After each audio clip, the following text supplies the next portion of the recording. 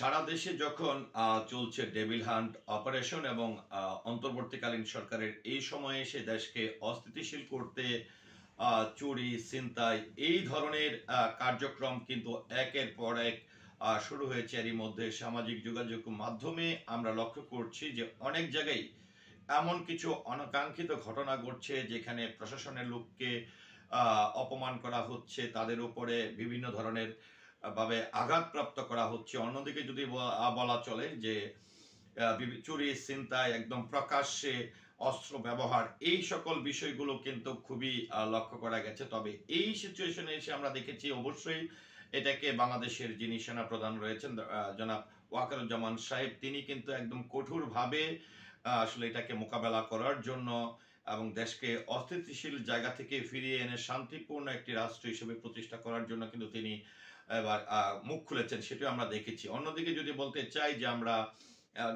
ঢাকা শহরের বেশ কিছু গুরুত্বপূর্ণ জায়গা রয়েছে, যেরকমটা যদি বলতে চাই বনশ্রীর একটি অনাকাঙ্ক্ষিত ছিনতাইয়ের ঘটনা আমরা দেখেছি এবং গুলিবিদ্ধ হতেও দেখেছি। তারপরে মগবাজারেও আমরা প্রকাশ্যে বাইকে করে এসে রিক্সার যাত্রীকে আটকে সেখানেও ছিনতাই করতে দেখেছি এবং বিভিন্ন ধরনের অস্ত্র ব্যবহার করতে দেখেছি।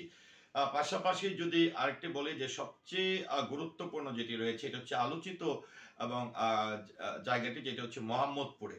তো মোহাম্মদপুরেও কিন্তু বেশ কিছু বাহিনী গড়ে উঠেছে এবং সেখানে কিন্তু একের পর এক এই ধরনের চুরি ছিনতাই রাজত্ব কিংবা দখলত্ব এই ধরনের কার্যক্রম কিন্তু বৃদ্ধি পেয়েছে। এই এই সময়ে এসে কিন্তু এবার ডেভিল হান্ট যে যৌথ বাহিনীর অভিযানটি রয়েছে সেটি আরো অনেক বেশি শক্তিশালী করা হয়েছে এবং যেটি বলা হয় যে বর্তমানে কিশোর গ্যাংয়ের সংখ্যা অনেক বেড়ে গেছে। কিশোরদের আচার আচরণ, তাদের কার্যক্রম, তাদের টিকটক বিভিন্নভাবে বিভিন্ন অপকর্মের সঙ্গে যুক্ত, একদম নেশা থেকে শুরু করে চুরি ছিনতাই সবকিছুর সঙ্গে তারা কিন্তু অনেকটা জড়িয়ে গেছে। তো এই জড়িয়ে যাওয়া এই সন্ত্রাস নির্মূল কিংবা এই যে যারা আসলে ঢাকা শহরকে অস্থিতিশীল পরিবেশ তৈরি করার চেষ্টা করছেন এবং দিনে দুপুরে বলবো না, রাতে যেরকমটা রয়েছে দিনে দুপুরেও তারা কিন্তু একের পর এক অপ্রীতিকর ঘটনা কিন্তু ঘটিয়ে যাচ্ছে। সেই প্রেক্ষাপটে কিন্তু আমরা লক্ষ্য করছি বাংলাদেশ সেনাবাহিনী সহ যৌথ বাহিনীর যারা আছেন, যারা ডেভিল হান্ট অপারেশনের সঙ্গে কাজ করছেন, প্রত্যেকটি বাহিনী কিন্তু অনেক বেশি সোচ্চার হয়েছেন এবং এরই ফলশ্রুতিতে আপনারা দেখেছেন যে ঢাকার প্রত্যেকটি জায়গায় কিন্তু সাঁড়াশি অভিযান শুরু হয়েছে এবং বিশেষ করে এই কিশোর গ্যাংকে দমন করার যে এবং তাদেরকে গ্রেফতার করার যে প্রক্রিয়াটি অবশ্যই প্রশংসনীয় এবং এটি আসলে প্রশাসনের মেধার প্রশংসা করতে হয়। যে আমরা দেখছি যে কিশোর গ্যাংয়ের যারা রয়েছেন তাদেরকে কিন্তু অনেককে হাতের যে টেটু বা বিভিন্ন ধরনের হেয়ার স্টাইল টেটু বা তাদের আচার আচরণ, তাদের চলাফেরা, তাদেরকে চিহ্নিত করে কিন্তু এরই মধ্যে ডেভিল হ্যান্ড অপারেশন অর্থাৎ যৌথ বাহিনী তারা কিন্তু অনেককে গ্রেফতার করতে সক্ষম হয়েছেন।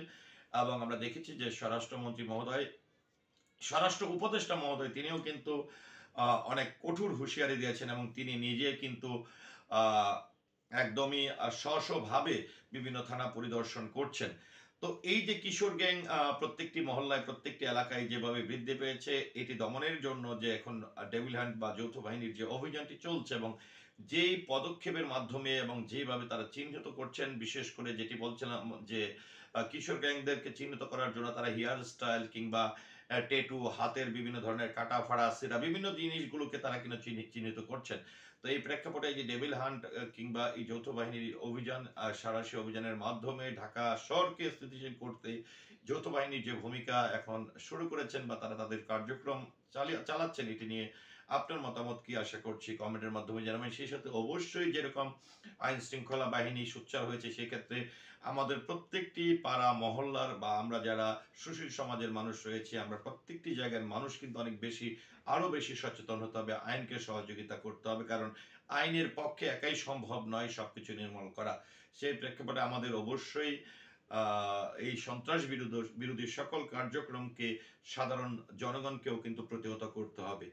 তো এই ডেভিল হান্ট অপারেশন কিংবা যৌথ বাহিনী সম্প্রতিকালে ঢাকা শহরের বিভিন্ন কার্যক্রমকে সামনে রেখে বা তাদের এই অপ্রীতিকর ঘটনাকে দমন করার জন্য বা এই যে ছিনতাই রাহাজানি যে কার্যক্রমগুলো চলছিল সেটাকে একদমই কঠোরতা দমন করার জন্য তাদের যে অভিযানটি চলছে এটি নিয়ে আপনার মতামতকে আশা করছি কমেন্টের মাধ্যমে জানাবেন। সেই সাথে অবশ্যই আমি যৌথ বাহিনীর সঙ্গে যুক্ত থাকা প্রত্যেকটি বাহিনীর প্রতি শ্রদ্ধা জ্ঞাপন করছি এবং আশা করছি তারা তাদের কর্মদক্ষতার মধ্য দিয়ে, তারা তাদের অভিযানের মধ্য দিয়ে এই ঢাকা শহরকে শান্তিপূর্ণ একটি শহরে পরিণত করবে। ধন্যবাদ সবাইকে। আসসালামু আলাইকুম।